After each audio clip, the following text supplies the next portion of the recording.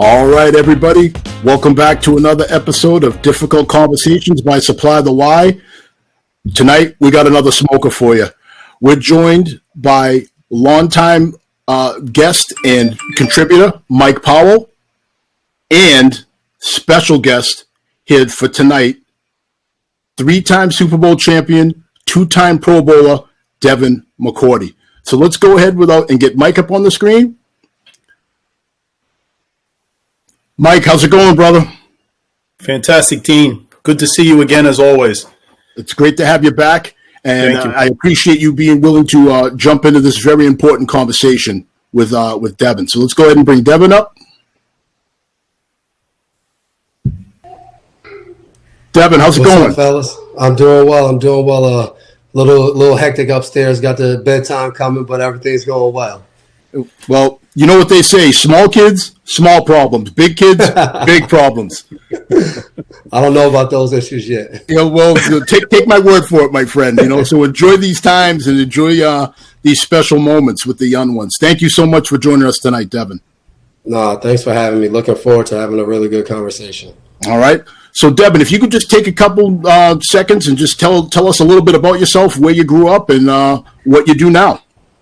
Yeah, man, I'll just try to hit the things people might not know. I'm a guy who grew up in Nyack, New York. My father passed away when I was about 3 years old, raised by a single mom. Obviously, everyone knows myself, twin brother Jason, and an older brother about 15 years older. Grew up and, got a great opportunities. My mom sacrificed a lot, private school. That was heavy into sports, full scholarship to Rutgers, get drafted by the Patriots, and I would say truly enjoyed playing football. But I think the biggest thing I've enjoyed being in Massachusetts is being able to do things like this, off the field, charity work, social justice work, have been huge passions of mine. So I enjoy just being able to be in the community and talk to guys like yourself. All right. That sounds amazing. So tonight, gentlemen, I think that it's fitting because I know that you're a big champion for social justice, and Mike and I are a big champions of just being able to have difficult conversations. So I figured we'd start off tonight with a video that's one of my personal favorites, where we talk about where it shows the need to have a discussion between the community members and the police. So stand by. I'm going to bring that up on the screen and let everybody in on it.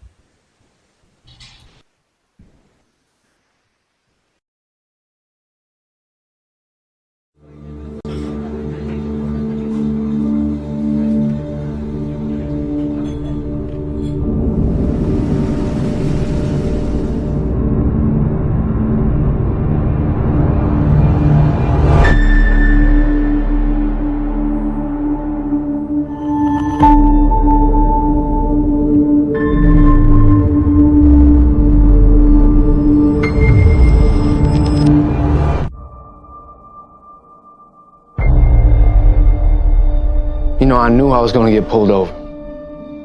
What do you mean? I've been working all day. I'm just trying to get to the store, go home. But I'm a black man. I'm wearing a hoodie. And I knew I was screwed. I didn't know you were black when I stopped you. I was right across the intersection from you, and you rolled through the stop sign. Yeah, well, a lot of people do, but I feel like I'm the one who gets stopped all the time. I'm sorry you feel that way. I don't know why you may have been stopped before, but I can only tell you why I stopped you tonight. It's because you ran the stop sign, nothing else. Do you understand how scared I am when I get pulled over? Tell me why you're scared. Cops get nervous when they pull over a black guy. And I don't know how this is going to end. I just don't want to get shot. Okay, I get it. Been a lot of things causing mistrust, but I never know what's going to happen either when I make a traffic stop.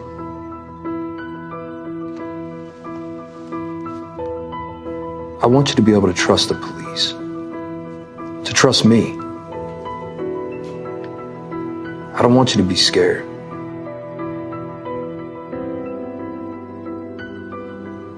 You're the first cop I've talked to that understands there's problems. And I think that maybe if I could talk to other cops like this, I don't know, I'd be less afraid. If we could all talk like this, maybe everyone would be less afraid. Will you remember this conversation when you come to my car? It matters. More than you know.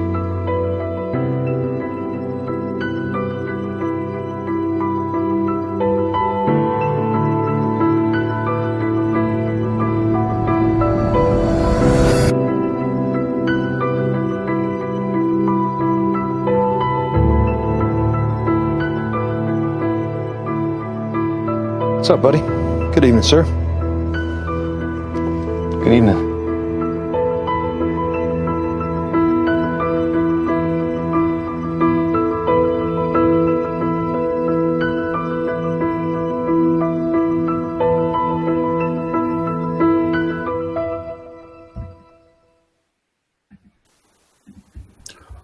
All right. One of my favorite videos. I find it to be very powerful, and I find it to be a great way to kick off an important conversation that we need to have about building trust between the police and the community. So, Devin, why don't you tell us what's your take on that video, and how accurate do you think it is? Yeah, I think it's a very interesting video. I think because we don't get to see that. I think those conversations happen in small pockets, probably throughout the country, but they don't usually happen. I think anytime we do see these conversations and it's made public, it never goes as planned. It always turns into high emotions and misunderstandings that we can't kind of settle and talk it out. So I thought it was powerful. I think anytime you get two individuals to speak and to try to find out like where each one is coming from, understand their journey, their purpose, you have an opportunity to do that. It's just we don't see that in our communities. Like for me personally, I guess I should say I haven't seen enough of that in our communities to try to rely on that to kind of fix and help some of these issues. Outstanding. Well, I got good news for you, my friend. You're in the right place. All right. Mike, what's your take on this, and how does that speak to your style of policing? First thing, powerful and relevant. It really is relevant for the conversation we're going to have tonight, and it's relevant for what we see going on in the world today. And like Devin said, it's conversations that we need to have more that we're not having. And a lot of it is based upon understanding. And I think we need to do a better job at understanding each other from the law enforcement side as well as the community side. 100%.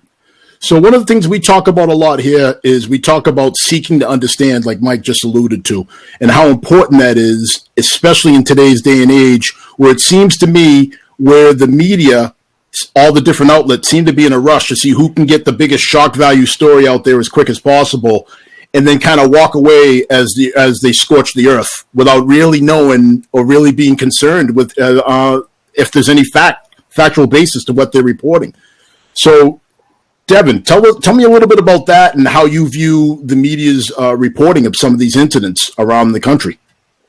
Yeah, I think that's a world we live in. We live in a world when people reach success, we want to bring them down. We want to search for that. When good things happen, we show it a little bit, but then we get away from it. But when bad things happen, it's like a race. It's a full speed race to see who gets there first. And like you just said, who can put out the first little bit of information, even if there's nothing to know. How can my report look a little bit different than Mike's report, a little bit different than Dean's? Like, how can mine look like, hey, I want to click this one instead of the other two? And I think that's the world we live in. I feel bad sometimes. I see even my young kids, 3 and 4, and they're going to grow up in a world where, all the negative things that happen, they're going to be one click away. But a lot of the positive things that happen, it's going to be buried. Like, we don't see some of these police officers who are community guys who are out there helping. You see, every once in a while on social media, you'll see a cop go buy a young kid's shoes from playing a basketball tournament. Or different things like that are small, but it shows a building of a relationship. But we don't see that. We only see the high-profile things, and we see those everywhere we turn. And I think it makes it tough to have these conversations because people are so angry. Yeah, absolutely. Go ahead.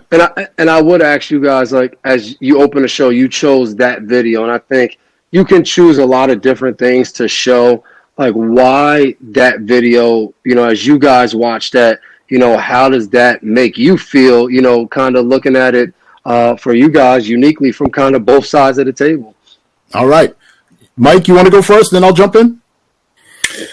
Yeah, so in just touching upon that the video again, Dean, I think another thing we can do better at from a law enforcement perspective is we could do a better job with talking to people.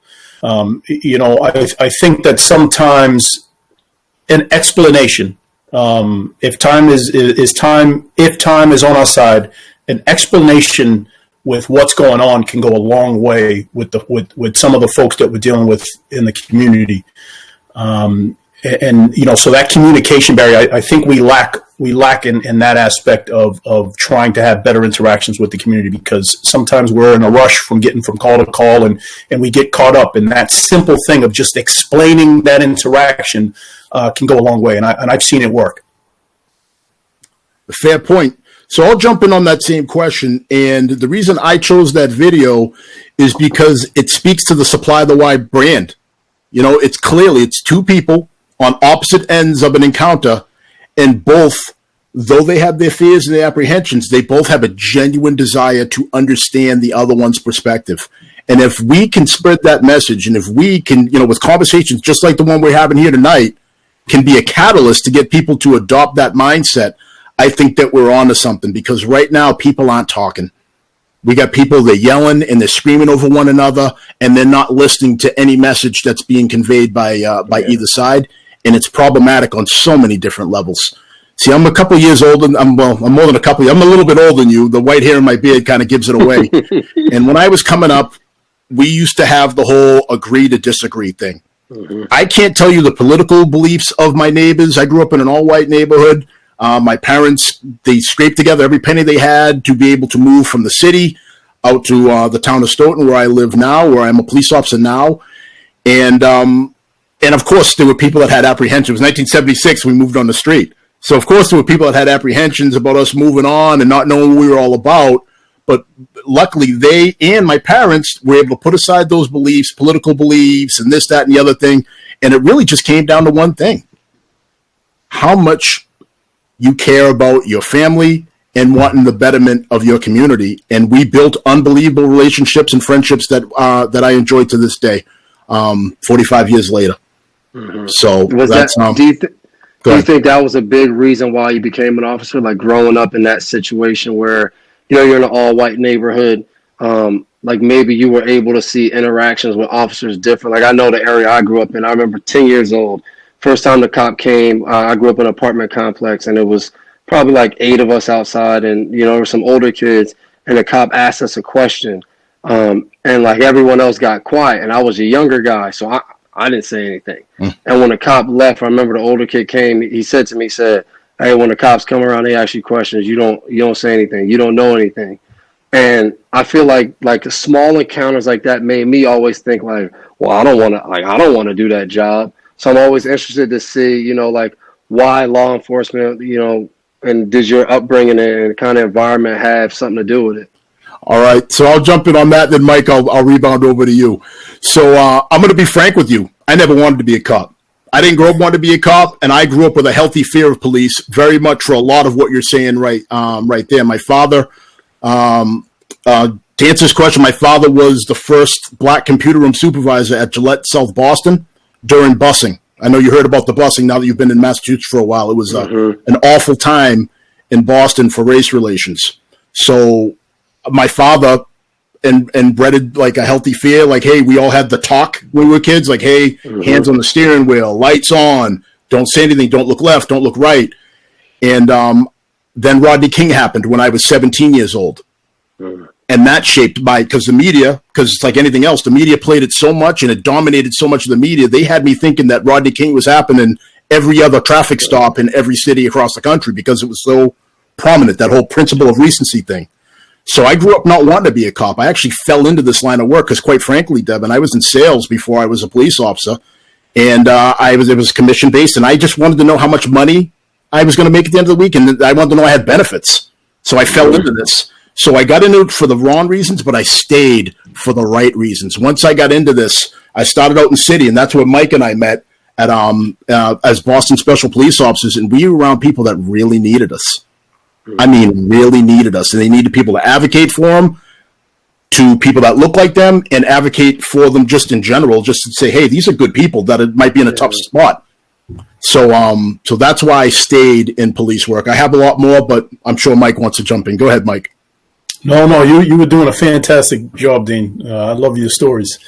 So I think I wanted to go into the profession later in life, my maybe junior or senior year in high school, and I think I had some small interactions with law enforcement just through my dad's side, because my dad was a single father raising 3 kids, and he was hustling from job to job, and sometimes he definitely had some negative interactions with law enforcement, and I would see some of the police officers just out and about, and I always felt like I could bring something different to the profession, because I feel like I've just always had a genuine connection. I've always been able to connect with folks just naturally and just kind of organically, and I felt like I could bring that to law enforcement, and that's kind of been my goal ever since.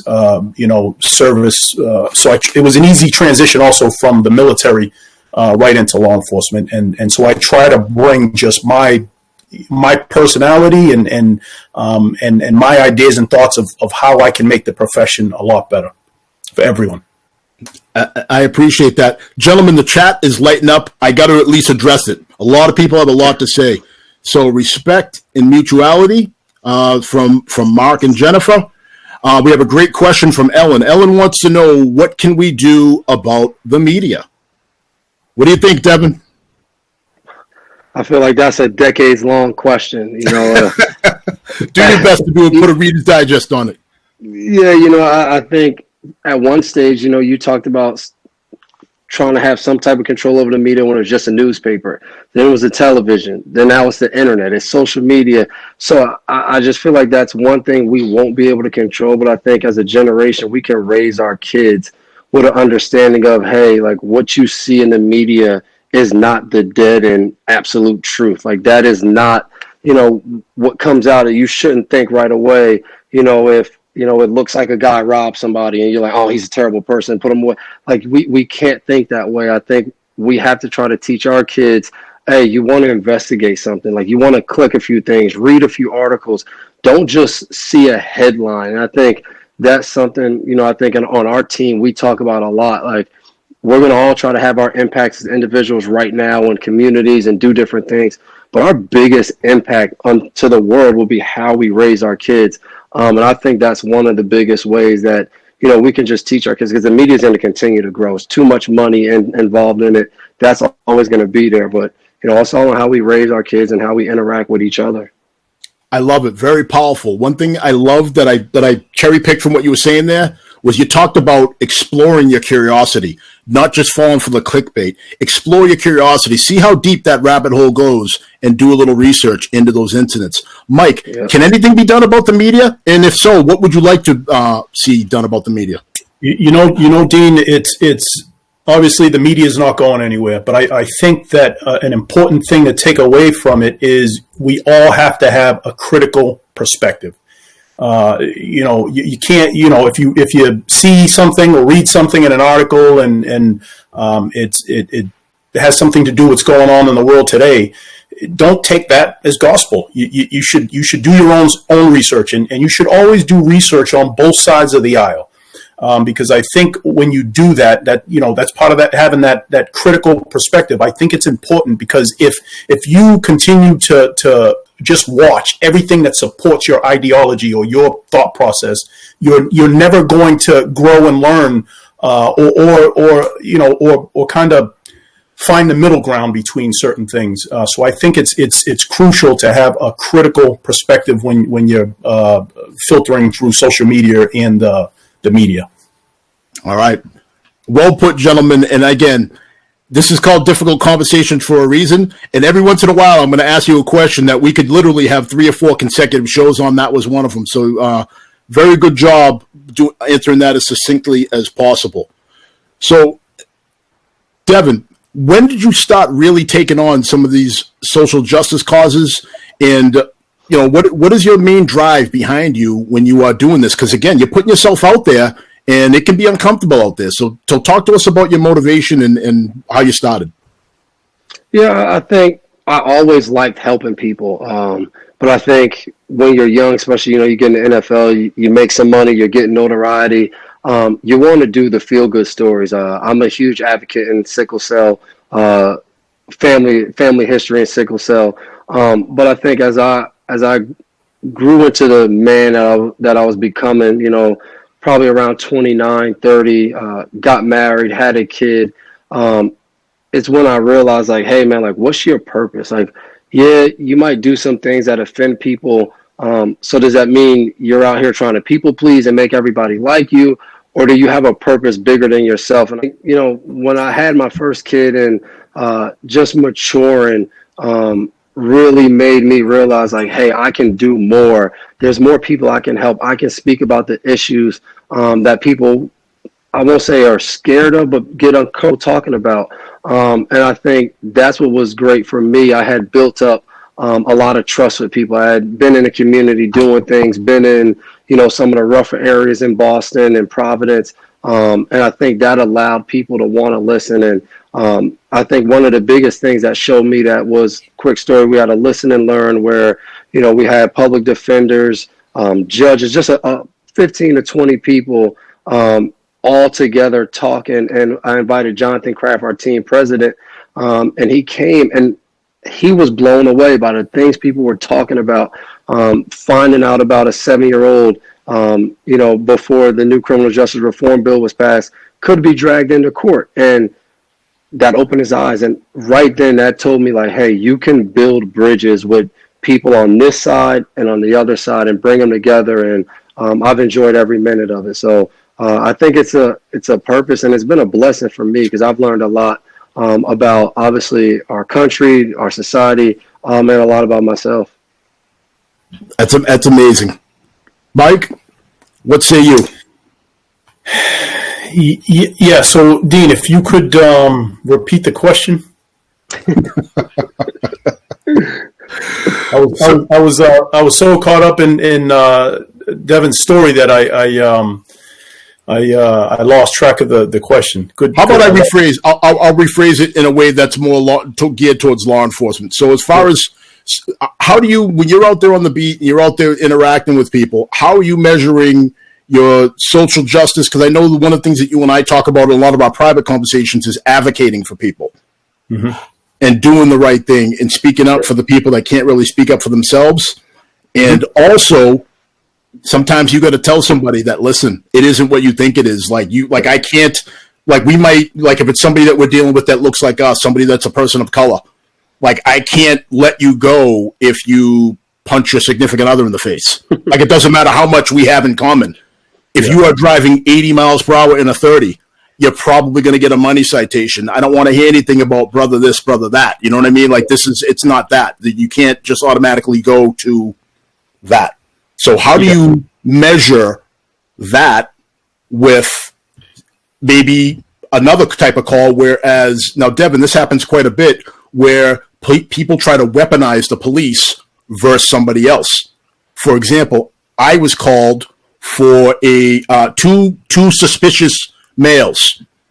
So it was about 6:50 in the morning, maybe right around 7 o'clock, and I got a call for two black males in hoodies with backpacks on, moving quickly in the neighborhood. So we get called there. I show up there with somebody else, and it's raining. It's pouring rain. And you know what it was? It was 2 kids trying to hustle up to the bus stop. So that's what that was. So it was absolutely crazy. So looks like right now we're having some internet difficulties. It looks like we lost Mike and Devin. So I will talk a little bit more about that till they jump back on. So one of the things that we need to really protect ourselves from in society is that whole weaponizing of the police.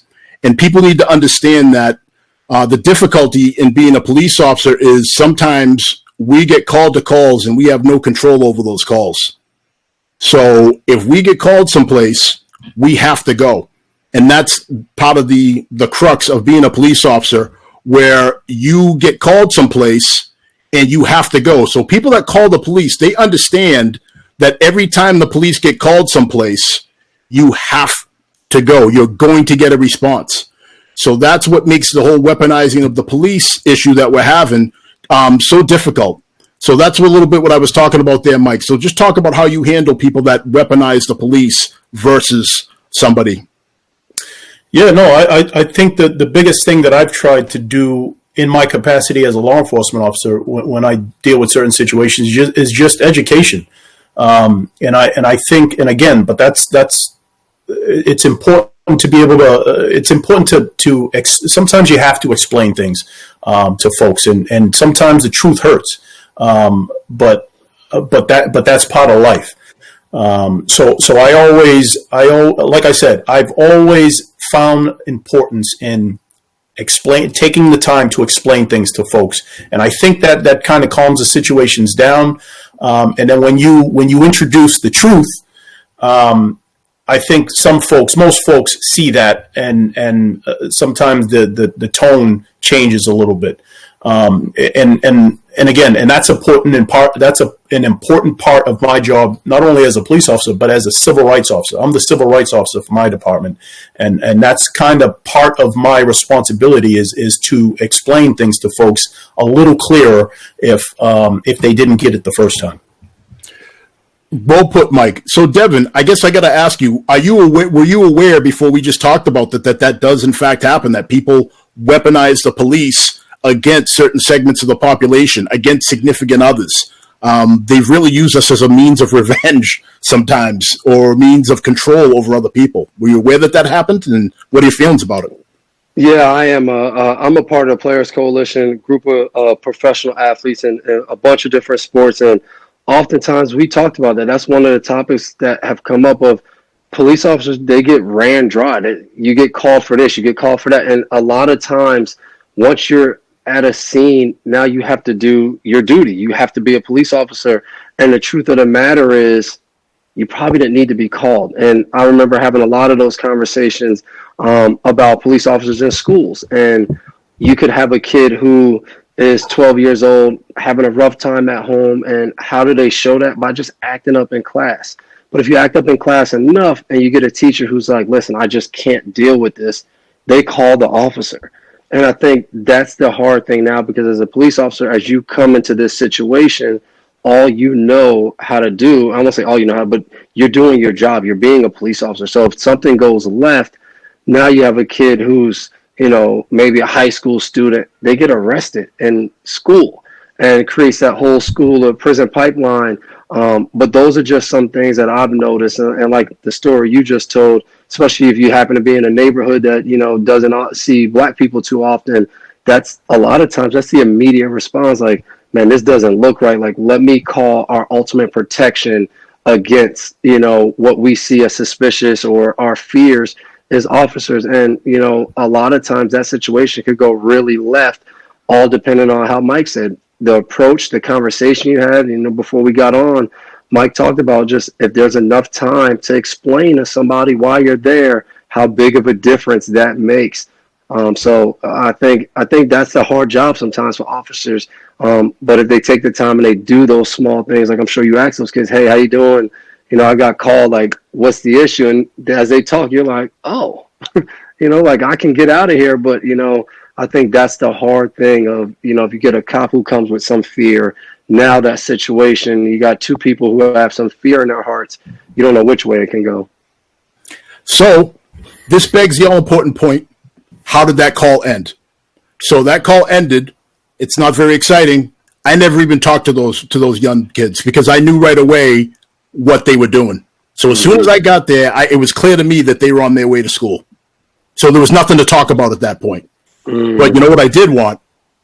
Control Do you have a callback number for the caller? I want to talk to him. I didn't know you guys could do that. We sure can. Not enough people do it.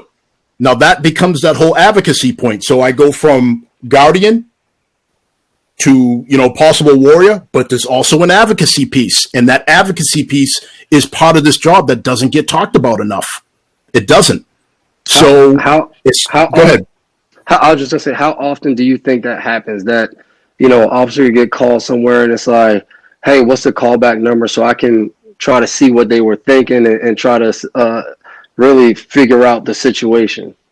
I'm going to answer that with not enough, because as Mike says, the busier the department, the more it's almost like making widgets. Like, you know what I mean? Like, I made a widget. Now I'm going to move on to the next widget. And sometimes answering calls, it becomes that, especially nowadays, because people want so much out of every single call. For example, people want reports written for their insurance, for this, for that, for every single call. So you go to a call, then you have to go back and you got to type up a report. Then you go to the next call. Oh, then it's a more serious, and that takes even more time. So people just want to clear the board, and it just becomes that. And I'm not going to say it's forget, but this job doesn't always allow for people to have long, drawn out conversations. But in my opinion, every once in a while, we got to slow things down, and we got to talk to people about what their motivation was for calling. And I can tell you for sure, and I'm sure Mike has done this before too. I have professionally, but I have verbally undressed some people for trying to use us as a means of revenge or a means of control over people. And that's the part of this job that never gets talked about. It never gets talked about. There's a lot of police officers, the majority of the police officers, we don't care about the color of people's skin. We don't care about their financial means. We just want to do the right things. But it's not a sexy story, so you don't hear much about it. All right. So I digress. We have some excellent questions in the chat. One is, many people fear the police. They brought up fear of the police. How do we change their mindset? It's hard to change someone's perspective when it has been ingrained in them their whole life. So Devin, do you have a comment on that?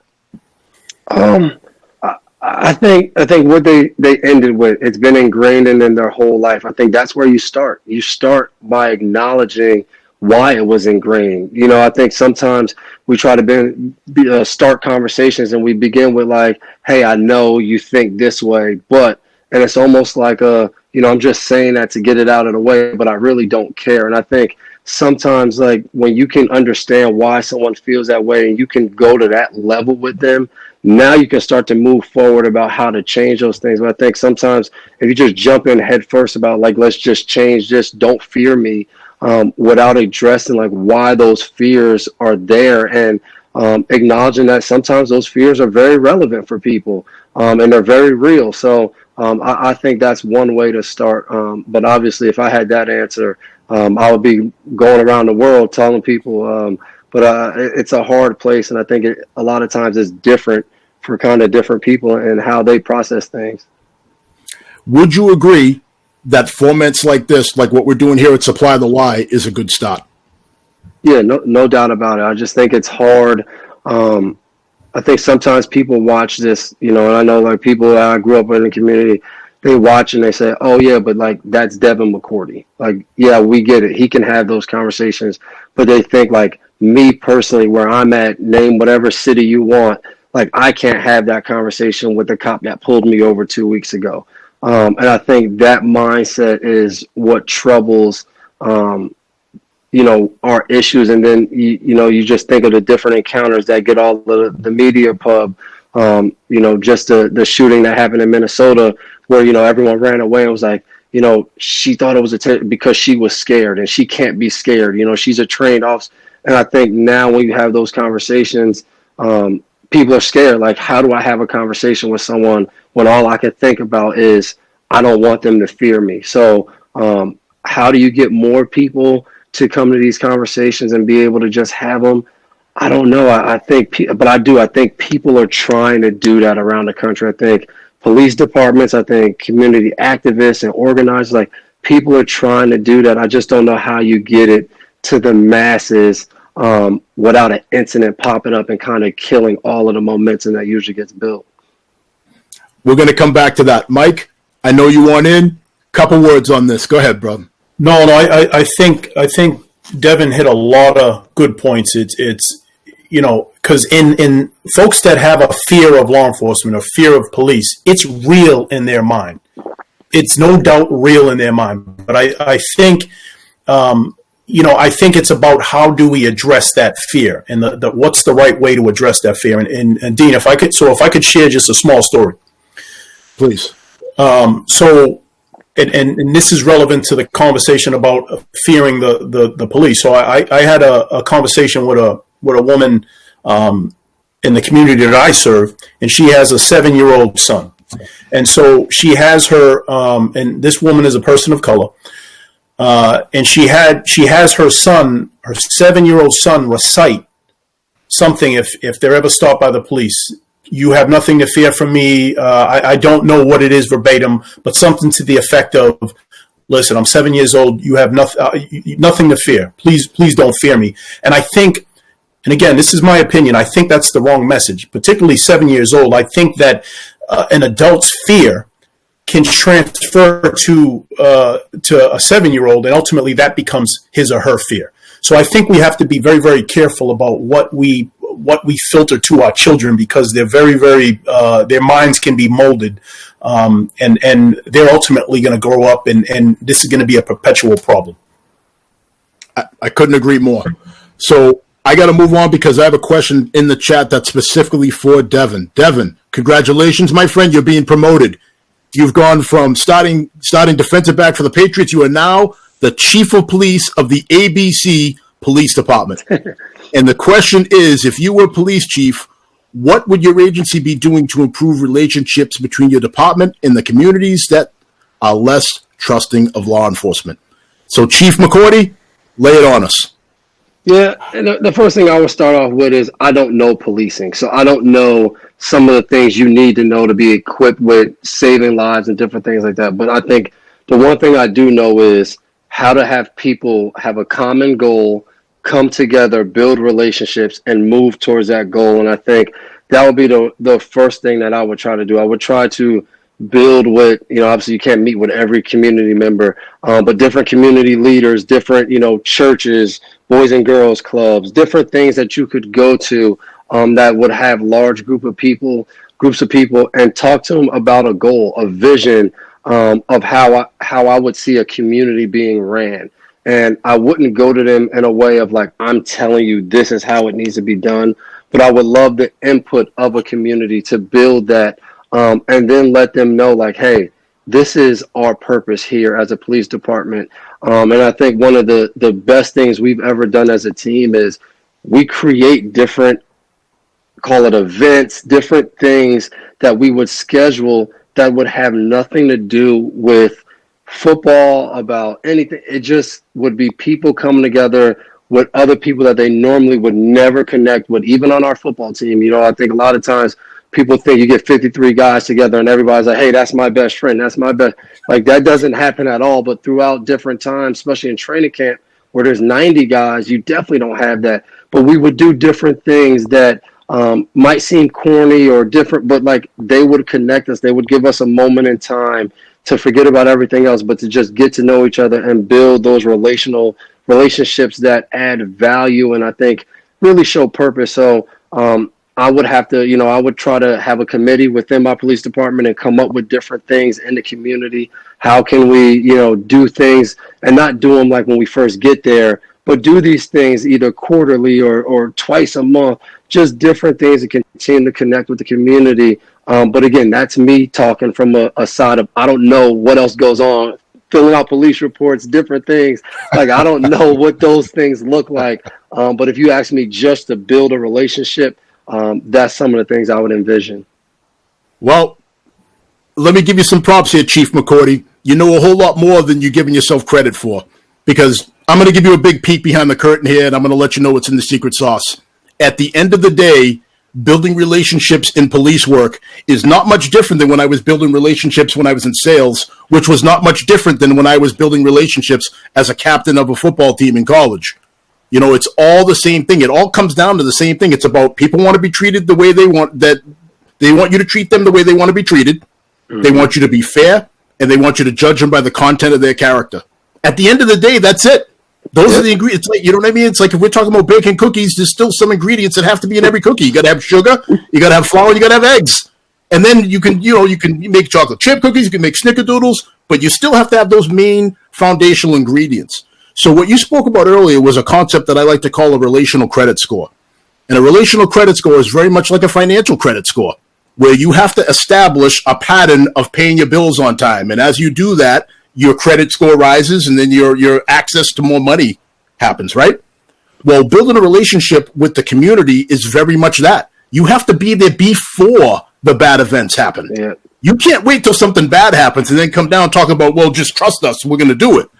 That's not how it works. You got to be out there. You got to lay that foundation and get that relational credit score going first. Then you can access that or withdraw from that when something bad happens or when you need the community to trust you because you are the person that was there way before any of that happened. So you're a lot closer than what you think. You answered a very tough question very well. Mike, anything to add on that? No. I think the only thing I'll add to this real quickly is that when as law enforcement, when you're speaking to folks, I think it could go a long way if you speak to that person as if it were your family member. So if you hear somebody else speaking to somebody, another officer speaking to somebody, and that was your mother that officer was speaking to, and you have a problem with the way they were speaking to them, then I think that you can address that. Because again, it goes a long way with communication. Communication goes a long way. And again, that's something we could do better. We can get better at it as far as law enforcement community.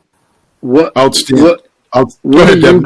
What do you guys think of that topic when you talk about community policing and building those relationships? Like the departments you've been in, like, is that the overall concept for all the officers? Do they think that? And like you just said, Mike, when you see an officer, let's say, approach somebody, and I don't know if this has happened to you guys, and they don't come with that, kind of how they would speak to a loved one or a family member or a mom, and they come aggressive or disrespectful. I think for me on the other side, we all see it as, Blue Lives Matter, protect the badge, we see blue. Like, is that real? Like, do cops do that? I know for us on the football team, if somebody messes up on the field and I can cover it up before we go in the film room and talk to the coach, like that happens all the time. Obviously it's a big difference of, what we're talking about. But, I guess one, how do you guys see your departments, and do they have the same views as you? And then how does that really work with, holding each other accountable? All right, Mike, why don't you go first and I'll jump in. Yeah. So Devin, the way I see it is, I'm very, very fortunate that I'm able to work in a community that is very, very, very, very, very diverse. Malden is a very diverse community. And over the years, the police department has done the same thing as far as the police department reflecting the community that they're serving. So I'm very, very fortunate to work in an environment like that, where we get to interact with several different cultures. And so it doesn't matter where you're from. When you transition to Malden and you become a police officer in Malden, you are exposed to so many different cultures and diverse situations that you're forced to kind of to get familiar and learn different things if you weren't already used to that. In Malden High, I think they speak over 100 something different languages. So I'm very, very fortunate. I don't know about Dean's community, but I know I'm very, very fortunate to be able to work in the community that I am and in the diversity that's there. All right, well said.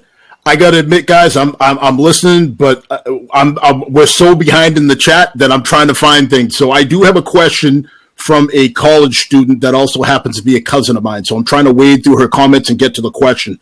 So the question is, do black men and women who are police officers often get a say in what goes on, and how to uproot these types of calls for injustices in general that happen within the police force? So I'm going to talk about as far as what kind of say we have. So Taylor, that depends on where you are and what your role is in the police department. So I will tell you this. as far as how calls are handled, nobody has more say in how a call is handled than the first line officers. Because essentially, I'm a sergeant, Mike's a sergeant. We can't go to every single call with every single one of our patrol officers. So there's a level of trust that we have to have with the people that we work with and that we work for, because we work for our patrol officers. It's not the other way around. We're there to support them and make sure they have what they need. So we have to guess that they're doing the right things when they're out there, and we kind of got to go from that. As far as when a call is clearly something like what I spoke about earlier, where it is clearly somebody trying to get revenge by the police, or they're trying to harass somebody by means of the police, yes, we do have a say in how that works, and that's when we should absolutely be requesting to speak to the calling party. But the problem is, a lot of people have the ability to say, nope, I don't want to talk to the officer, or they just don't pick up the phone. We call back to have them meet with the officer. So, Taylor, you just have to understand the police, the reason why we get so much flack is because we are low-hanging fruit. We are the most accessible branch of the government, because we are the only branch of the government where every time you pick up the phone, you know somebody's going to answer the phone, and when you request one of us, you know somebody's going to come. What other branch of the government can offer that? So that's why it makes it so easy for people to use us in such a way. Mike, any thoughts on that? Well, Dean, the only thing I'll add to that is simple: leadership, leadership, leadership. And so folks that work with me and for me, they know what I tolerate and they know what I do not tolerate. And so my thought process and my beliefs are very, very clear as far as how you deal with people and how I operate. So I think that's important for the folks in leadership positions. The people that work for you, they know what you'll tolerate and what you won't tolerate. So I think leadership in law enforcement is very, very important, and it's crucial if we're moving forward in the right direction. That way they know what you're going to tolerate and what you're not going to tolerate. Fair enough. Devin, I hope we answered your question. Yeah. No, definitely. All right. Do you have a follow-up? No, I was looking at the chat too, and someone was just talking about the systematic racism within police and where is it? And I thought that was a good question that Taylor asked about being able to change things. And you said it, Dean, like it depends on your role. And I was going to ask, do Black and brown and minority officers, do they have those roles to make those changes and to be, making some of the deciding, decisions on, how to police and different things like that? Like, what do you guys see in your department? But even as you look outward and, you have friends maybe in other departments, like, what do you guys see when it comes to decision making and holding some of the higher up roles in the department? All right. I'm foaming at the mouth to get at this question. This is one of my favorite questions. If I had a knife, fork, and a bib, I'd put it on because I want to dig into this. All right. So as far as that goes, one of the biggest issues that we have in policing right now, especially when you get outside of the big cities, is there's not a lot of people that look like us on this job. We need more people to step up and take this job so we can be better represented in this job and we can have more influence in this job.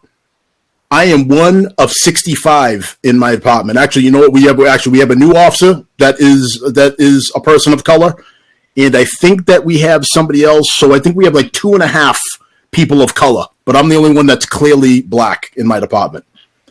So that is not enough in a town that is just about between 15 and 20% Black. So we can say what we want, but at the end of the day, people have to step up and do what Mike and I did and take this job. Mm-hmm. All right. So until that happens, the voice is only going to, I could be the loudest person in the room. It doesn't matter. I'm still one of 65 in a room. So until that room fills up and we have more people that are interested in taking a part in this job and being part of the change that they want to see happen, it's just talk and empty rhetoric at that point. So that's the one thing I want to say out there. So if you're feeling some kind of way and you are within whatever age parameters or whatever to take the job, I encourage you, take the test. Come out. We need your help. Your communities need you. Recruitment has never been lower than it is right now.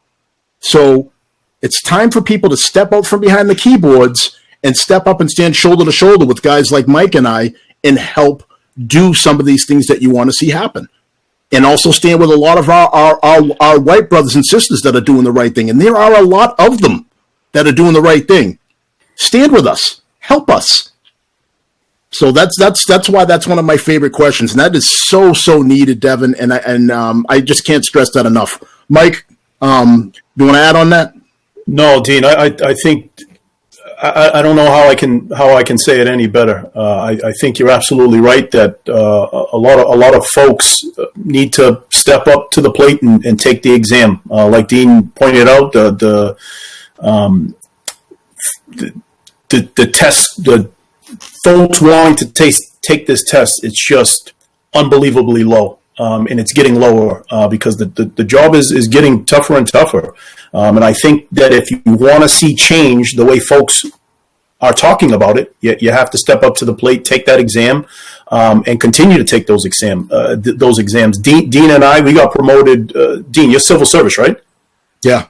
Yeah. So Dean and I, we got promoted just like everybody else that goes through the system. In order to rise in the ranks within a lot of police departments in Massachusetts, you got to take the exam, and you got to compete with the rest of us. And ultimately, if you want to see those positions filled with folks that look like Dean and I, that's just how the system is right now. Absolutely. I just had one follow up. Do you think it would help, though, seeing some minority and officers of color in more powerful positions? Because I just think about my profession, NFL, predominantly black or minorities, colored people of color playing. But if you look at all of the high power positions in our sport, you've seen a new wave of just even players as quarterbacks. You've seen a new wave of more quarterbacks of color, but head coaches, I think we have 3 or 4 head coaches.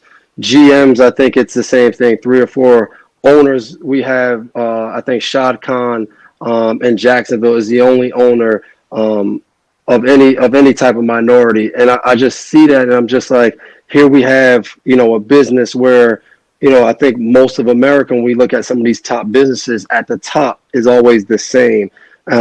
And, obviously football, pays well. So you always have people who want to do it. And, officers is a little different. It's not the limelight. It's not there. But do you guys think that even within, maybe not your departments, but in some of these other departments where there are more, officers of color, and I've talked to some officers where they feel like it is different when it comes to moving up the ranks and who gets promotions or who gets this different job. They do feel like there's some bias in there. So do you think that would, lead to more young people saying like, hey, I don't want to just be, a beat cop. I want to do this. I want to do that. But I see, the officers that I know, and they're still doing that for X amount of years.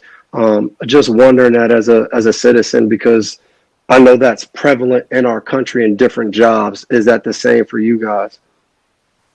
Mike, what say you?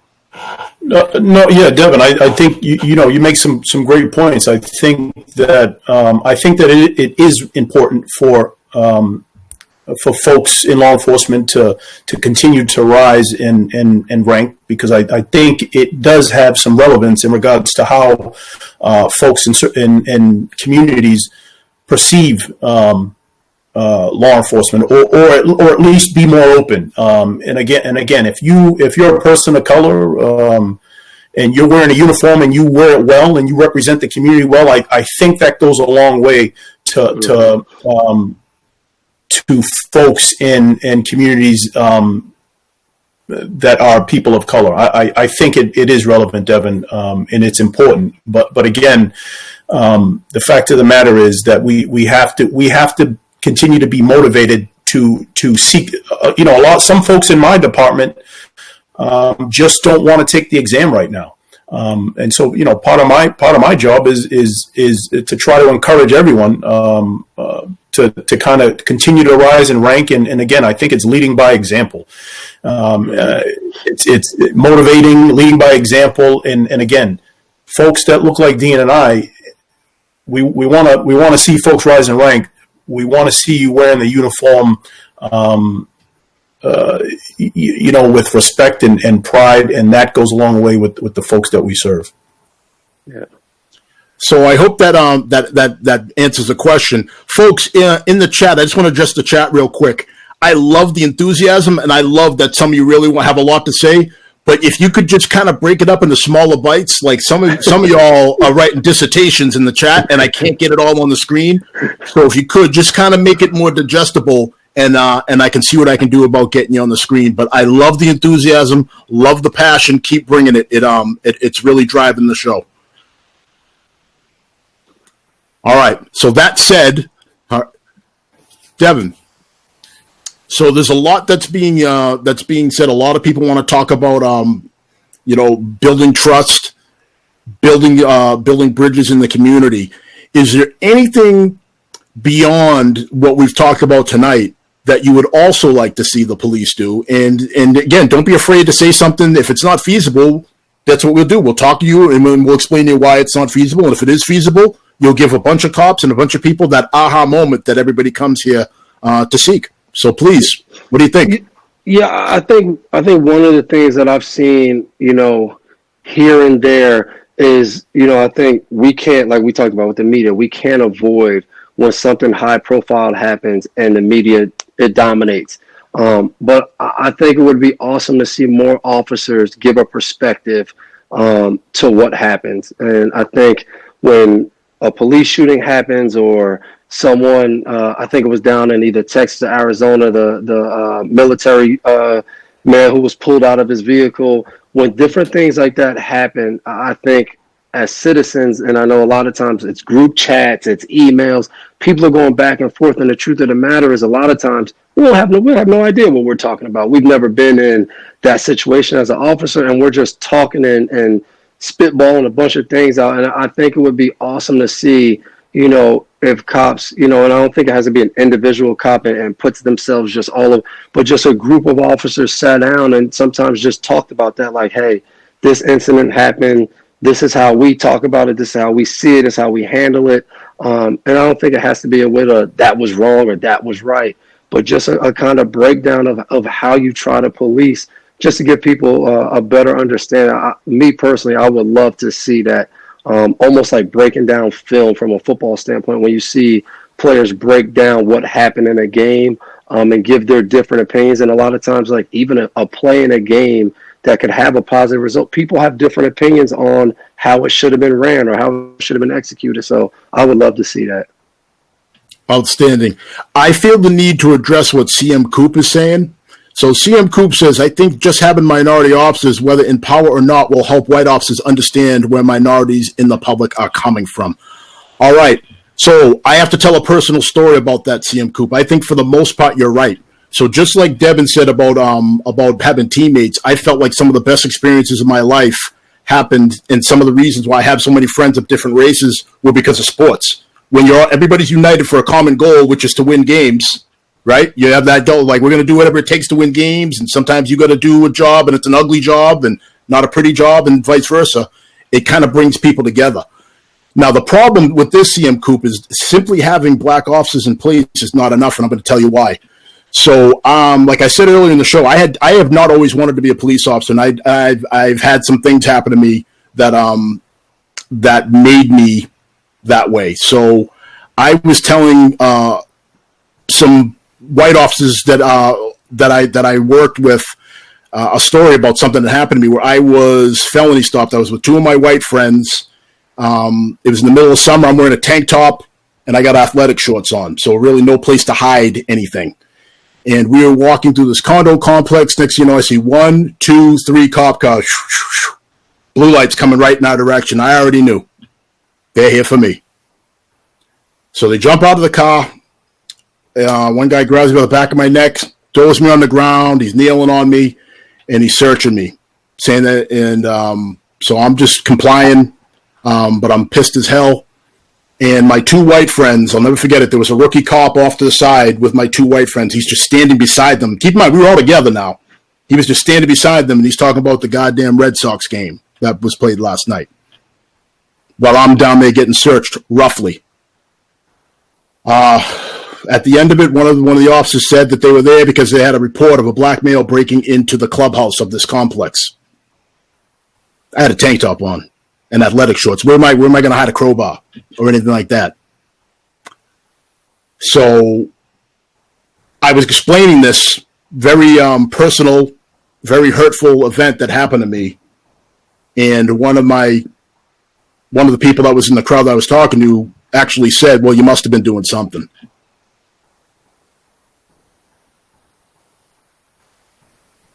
I'm pausing because that's what I felt like at the time. You want to talk about a gut punch? Like, it doesn't matter that I was in the same job as this person and I'm there with this person. I met all the same qualifications that this person did to be in this job. That wasn't enough. They actually said out loud, "I must have been doing something." Or they must have thought something, trying to justify the actions of those officers.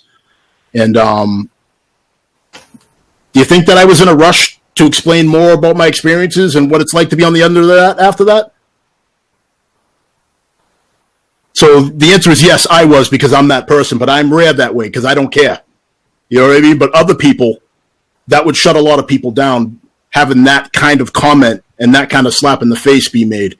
So the point I'm making is, CM Coop, it doesn't matter how many of what race or nationality you have. If people aren't exploring their curiosity and they're not legitimately seeking to understand one another, none of this is going to work. So it was a great comment, CM Coop. It brought me back that story, and I hope you all won't mind me sharing that with you. But that was not my finest day at work when that happened. Devin, any thoughts on that? No, I think it's very interesting. I remember back to being in college and the presidential election, and Barack Obama won. And I remember, we're young college kids, and, that was probably one of the high times for, kids of our age actually going out and voting. And we're celebrating in the locker room. We thought it was the coolest thing ever. And I remember, like, some of our white teammates, and like you just said, these are the guys who've been playing with for years. We go out there and, in football, we talk about like, "Hey, I'm going to sacrifice next to you." And those guys were looking at us as if like, why are you so happy? Like, that doesn't help black people. Like, and it was just like such a straight slap in the face of like, we didn't do any research. We didn't care about anything else other than the president being black. And for me, it was just the understanding of, it doesn't make that person a bad person. It's just not everyone understands what you went through. Like, not everyone sees that. They see what they see because they might have grew up in an area where there wasn't many black people. So they might have grew up in an area where the black people who were in town did get arrested or did commit crimes. And I remember I had an ex-girlfriend whose father was a cop, and he had biases because of the town he worked in. A lot of crime in that town happened to be from African Americans. So that's how he thought of them. So I think what you said was powerful. You keep talking, because I think within that, I would hope at some point that person comes back up to you, maybe a year, 2, 5 years later, like, "Man, I'm sorry because I didn't realize." I think that's why you keep talking, in the hope of like, well, even if you don't get that person, somebody else got it. But I think sometimes that's what happens. Like, people don't grow up or see the same things. So they grow up with these biases of, you know what, like, the thing we keep hearing, just shut up and comply and everything will be okay. Like, that's all we hear as black people. If you comply, everything will be okay. It doesn't matter what you think or if it was right or wrong, just comply, which a lot of times will get you home. I'm a fan of that. Get home and be safe. But I think we can't avoid what you went through, how you felt about that. I think those are the things that need to be talked about and addressed. So to put it all in context, and Mike, I'm going to come to you, but I'm just going to bring this all home. Yes, that happened to me, and that was one of maybe like 3 or 4 incidents that happened to me, which I believe is significantly more than a lot of these people that are out in the streets now that have had maybe, they got pulled over and they got a ticket, and they're like, "Oh, it was racism." No. Not always. All right? Completely different story altogether. Like, I was on the wrong end of racism. But that was 3 or 4 incidents in tens of thousands of police contacts I've had. So I can't color all police officers. Even then, it took me a little while, but even then, I still had police officers that I loved and cared about. I couldn't color everybody because you know what? How is that any different than how people treat me when they used to see me in my hoodie, in my untied work boots, and my baggy jeans? Right? So I can't do to all police officers what people were very comfortable doing to me when they saw me walking around dressed like that. They were very quick to lump me into some sort of category or to stereotype me. So I beg people to have the moral courage not to let one outlier or two or even three outliers label an entire group of people. It's quite frankly, it's lazy and it's unfair. And I know that as a black man, I hate it when people do that to me when I am not working and I am in my regular clothes. And as a police officer, I hate it equally. Because you have no idea who I am. You don't know what my story is until you get to know me and talk to me. Mike, any thoughts on that? No, I think you both made some great points, and Devin, like I think you mentioned it. It's important to understand different cultures and just realize that folks grew up differently from you. And Dean, to your point is, I think that right now, and I think it's being amplified by media, is we're attaching race to everything that we do, and I think it's really causing us to be more divided than bringing us together. So I think it's important to obviously point out issues if they're truly issues. But I think that if and to go to Dean's point, if I'm rude and I suck as a police officer, that doesn't make me racist. I'm just rude and I suck as a police officer. So we can't continue to attach everything to me being rude or me being just a bad police officer to racism. So I think that's unfair to a lot of folks. And again, the vast majority of folks in law enforcement, we do we do a great job every single day, and we're only human. I'm not saying we're perfect. We mess up, but we can't continue to just attack every situation with race, because it's that our message and what we're trying to do, the healing gets clouded, and it really makes it very difficult on both sides to bring it to the middle. Gentlemen, we're up on time, so I didn't know an hour could go so quickly. I mean, this is flowed. This was an amazing conversation, but it feels unfinished to me. Mm-hmm. And I would love to revisit this at some point. Devin, really quick, tell us what's important to you. What do you have going on right now that's important to you? What do you want? What causes do you want to bring awareness to? Yeah, first I would say I would love to jump back on, work out a schedule and time to come back on, because like you said, I was looking at the time. I was like, damn, we've already been on for, it was 45 minutes at the time, and it felt like we only hit a few topics. So I would love to come back on and talk to you guys. But for me, it's figuring out how to do some of the things that I usually do with COVID. We usually have a youth football camp in my hometown.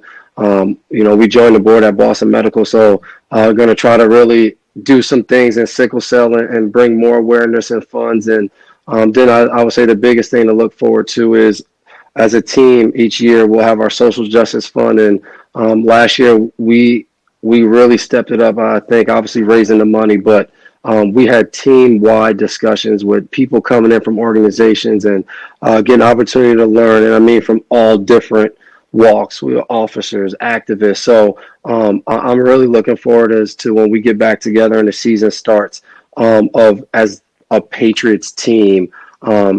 Obviously, always a force in our community with charity work, but continue to be a voice for social justice and trying to, like Mr. Kraft always says, trying to build bridges and not, be divisive and try to bring people together. So just looking forward to the season as far as playing football. But what I love about once the season starts, it allows us to have the biggest platform to do all the stuff we love to do off the field. So looking forward to that. That's amazing, Devin. Mike, my main man.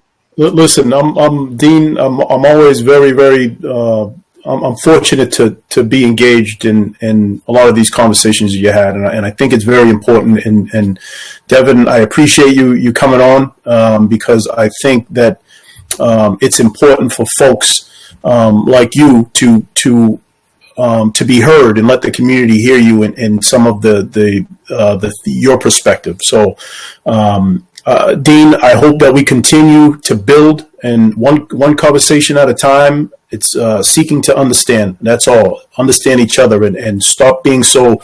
We have to stop being so divisive, and really just kind of open up. And think about the bigger picture, and on both sides of the aisle, whether you're in law enforcement or the community.